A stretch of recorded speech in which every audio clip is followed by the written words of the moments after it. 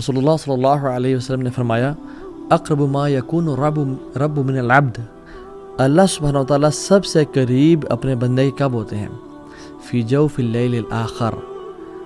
رات کے آخری حصے میں، جو last third of the night ہے۔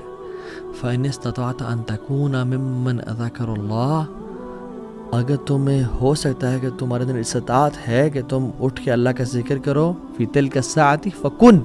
تو پھر ان ساعات میں ان مومنٹس کو کبھی مس نہ کرو، کیونکہ یہ قربت اللہ تعالی، یہ اللہ کے قریب ہونے کا باعث ہے۔ تو ان مومنٹس کو، ان اسپیشل مومنٹس کو ہم لوگ کتنا مس کرتے ہیں۔ ابو امامہ الباہلی نے سوال کیا رضی اللہ عنہ اللہ کے نبی صلی اللہ علیہ وسلم کہ رسول اللہ صلی اللہ علیہ وسلم کون سی دعا سب سے بہترین ہے، کون سی دعا وہ ہے جو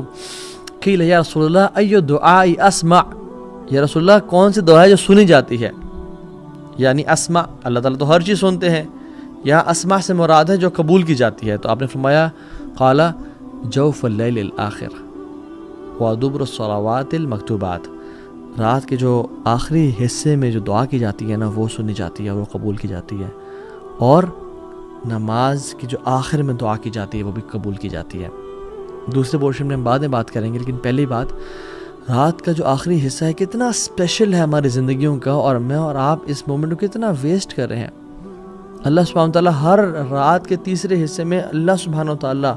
جس طرح اس کے شان کے لائق ہے آسمان دنیا پہ تشریف لے کے آتے ہیں میرے اور آپ کے لیے، اور اعلان کرتے ہیں من یدعونی فاستجیب لہ، کون ہے جو مجھ سے دعا کرے میں اس کی دعا قبول کروں۔ اللہ اکبر، ہمیں سے کون شخص ہے جو ان اپرچونیٹیز کو یوز کر لے۔ من یسألنی فاعطیہ،